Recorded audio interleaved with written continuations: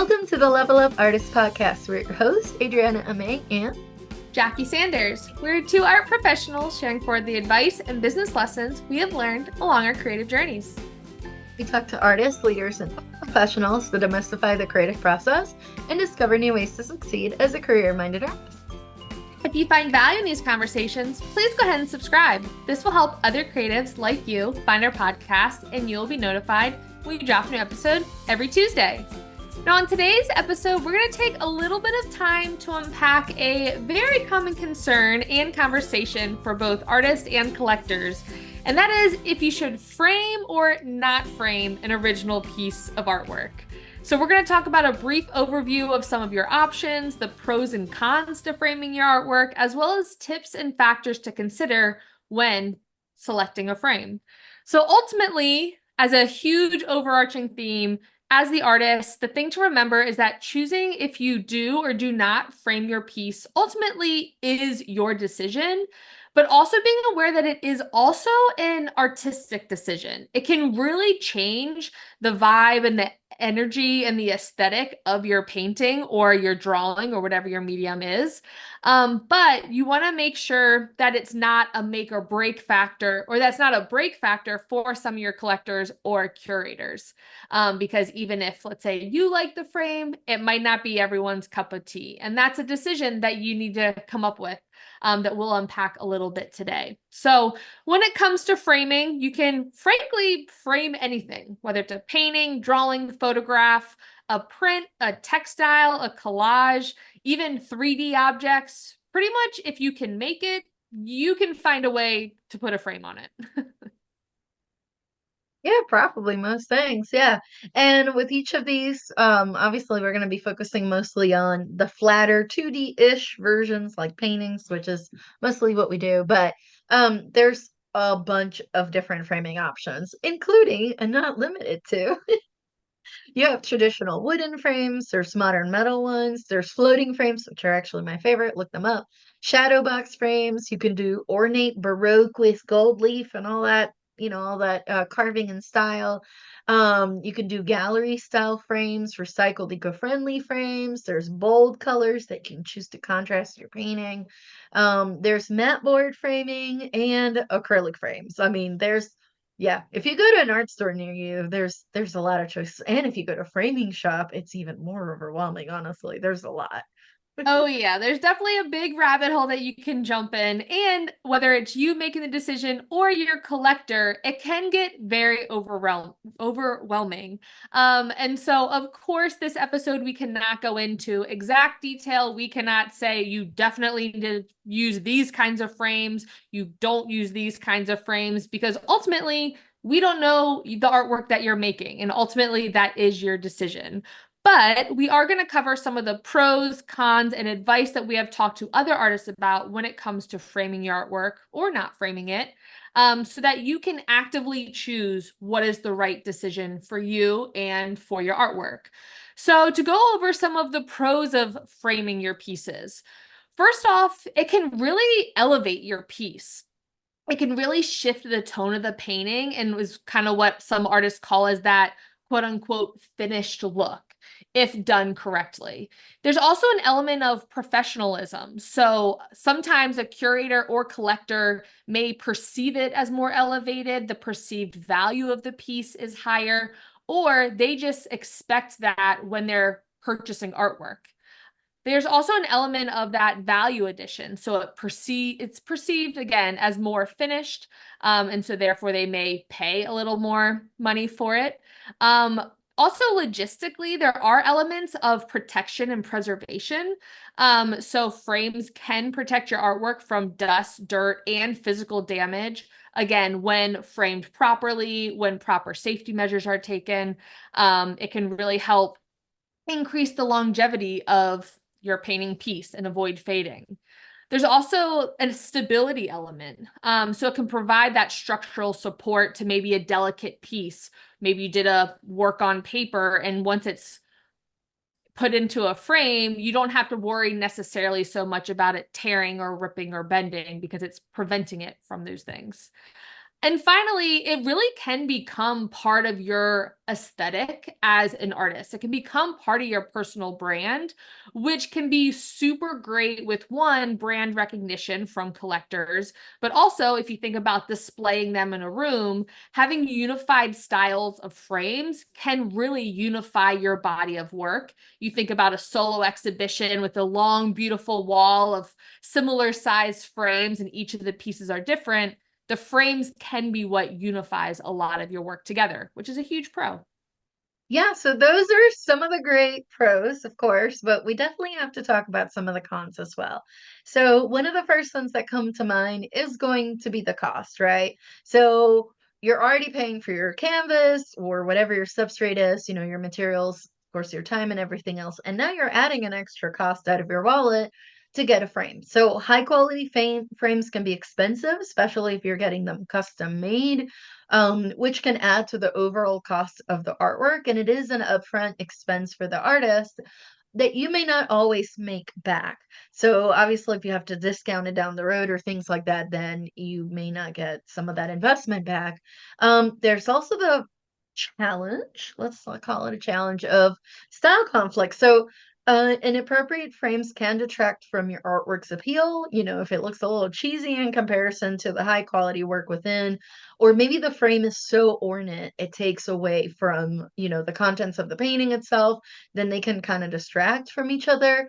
There's also trend sensitivity. So there's frame styles that go in and out of fashion, which affects the artwork's appeal. You'll also have the idea of like what the client themselves want. Like maybe you went for something a little more traditional, they like more modern, and you already spent that money, right? And they don't even want that frame anyway. So, anyways, that can be a little bit of a challenge. And then that goes with, limitations where some collectors are going to prefer to choose their own frames. Maybe they have a style in their home that they go for and they want all their artwork to have similar type frames. So you may have spent the money on the frame, but again, they might not even want it. Um, Storage wise, you definitely have to think about how the frame, now it's automatically going to take a little bit more space. Especially if there's glass, there's also going to be increased fragility in it. So something to think about. Damage risk, this one's for me even bigger than the cost. For me, it's this one. Some frames, depending how they're made, you even look at it wrong and that dang thing gets dinged and then you'd have to discount it. I'm like, so depending how they're made, frames can get damaged and of course, affect the overall appearance because now you have a dinged frame. And then of course, transportation wise, like framed artworks tend to be bulkier and heavier and more expensive to transport. So, well, yes, it can help with protecting it and whatnot. Then it becomes the question of, yes, but is it worth the extra expense and shipping? For example, if you were to do that, or what if the frame gets damaged because your delivery driver threw the dang box, right? And it's like, oh my gosh, maybe I protected the painting, but that frame is gone. Yeah, exactly. So there are a lot of pros, but also a lot of cons to framing your artwork. But we're also going to talk about additional factors to consider when choosing that decision. But first, let's take a quick word from our sponsors. This episode is brought to you by our Level Up Artist courses. We understand that life as a modern artist can be both exciting and overwhelming. Plus, there's a lot of information out there. So, what do visual artists actually need? We've spent countless hours of trial and error, weeding through tons of information to find the gold, so you don't have to waste your time going down those endless rabbit holes. In addition to weekly calls, we have created video course modules to cover everything from artist documents to exhibition prep, social media to technology, sales strategies, artist mindset, PDF resources, templates, and so much more. Ready to get started? Head on over to levelupartists.com to learn more, get immediate access, and level up your career today. Welcome back, everyone. So, to frame or not to frame, that is ultimately the question that we're talking about here. And first off, the question that you need to ask yourself if you're really looking to make this decision is your gut check moment of, do you think your work needs it? Ultimately, it is your decision as the artist. So if you are leaning maybe towards yes or maybe still unsure, we want to provide a couple of additional tips and factors to consider when making that decision. Because whether it's an original painting, a print, work on paper, anything, there are a lot of things to think about as an artist and art business owner. So the first thing you really want to think about, whether framing a piece is worth it or not worth it, is thinking about the aesthetics. So is your frame going to be cohesive with your overall aesthetic of the artwork that you make? So you want to make sure it's uniform with your overall brand, selecting frames that are complementary to your style. If you create super detailed, hyper realistic oil paintings, maybe or maybe not a hyper modern, sleek, bold frame will match, right? You want to make sure that if you are choosing to frame your work, that it's cohesive with the type of work that you make. Absolutely. Another thing to think about is going to be sizing of the artwork itself. So if you're choosing uniform sizes for your canvases, for example, it can make it a lot easier for you to change the different types of frames and things like that. Versus, let's say that you did something custom. Maybe you don't decide to frame it, but your collector wants to. Now there's this additional expense to them if it's not a frame that they can go, get out of the shelf. If now they have to absolutely get something custom made because you're using a size that's not standard. So that's something to think about. Obviously, if your price point is on the higher end of things, you get to define higher end of things for your market, of course. A collector spending thousands upon thousands of dollars, spending $500 on a frame might not custom frame might not be a big deal, but let's say, this is a $200 painting, they probably want that frame that they sell, at Target, right? That's like 20 bucks top. So something to kind of think about. And if it has to be custom, then they might not want a frame. Neutrals, so neutral frames have versatility, so something to think about. If you're looking to appeal to a broader range of collectors and fit different types of interior design styles, using neutral colored frames generally is a safe choice. So we're talking like black, white, silver, like matte silver, not like super shiny either. Um, and maybe even like wood, right? Wood colors, like those seem to go very well with many different kind of interior design styles. Again, you don't know what your collector's doing unless this is a commission and they specifically told you what they want, but otherwise you honestly don't know. So keeping it neutral is kind of like hedging your bets a little bit. And then matting depends, of course, if this is something like paper, works on paper, are you going to put a mat to it, or is the work going to sit just inside a frame by itself? Are you going to provide different matting options, to add depth and dimension to the artwork? Perhaps enhancing its presentation. Are you going to have different colors that they can choose from, right? Or is everything you saw like white mats, white frames? That's all you get. If you want to change it, you can do it after you buy it, right? Like it's completely your choice. And then from a logistics standpoint, speaking of things that are also your choice, depending the kind of work it is, are you going to have something that has UV protection glass or the equivalent plexi on it? Depending on the material, some of them need a little extra protection to prevent fading and damage from light exposure, to help with the artwork presentation. But then there's a lot of paintings, especially like paintings on acrylic and a lot of the oil paintings, you don't put glass on top of it. You only have a frame that goes around it, and that's it. There's nothing else to it. So different things to think about.